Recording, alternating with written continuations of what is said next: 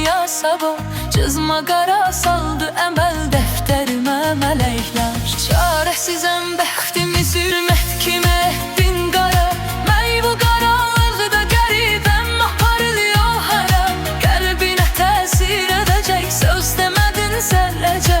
Sənsə bacardılca mənim qəlbimə vurdun yara. Sən nə bilirsən axı sevmək nədir?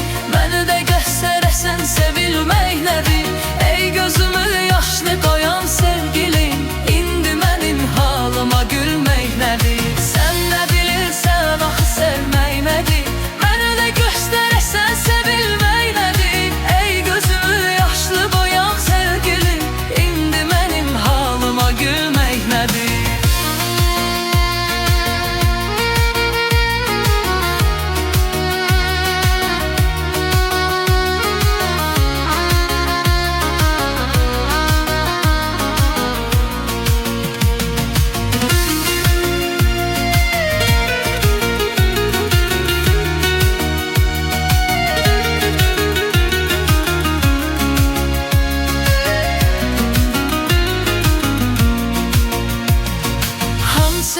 Aşık bu qədər naləmə əfqan edər. Bir qırın eşqi ilə belə bahrana alqan edər.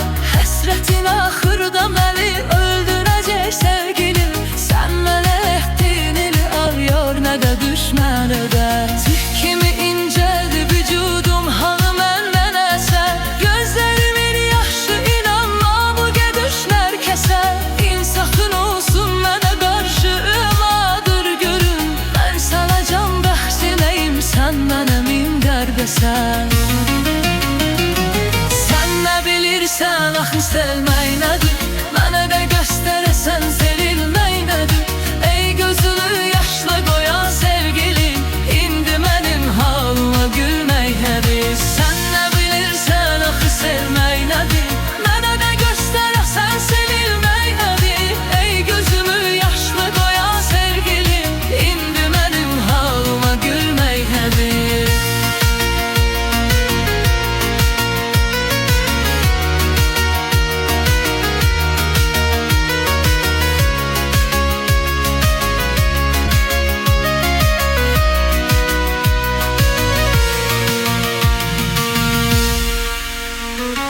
Çıxdı həqiqətlər üzə üstü bu səngaməmi. Sarsıdacaq intizar məhşərə can taməni. Bəs mənə söz vermiş idin heç zaman ayan ayan. Bilməz idim ki qoyacaqsan belə tənha məni.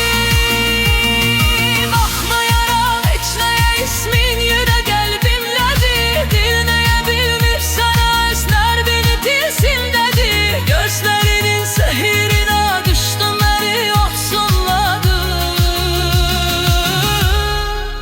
Mən nə günah sahibiyəm?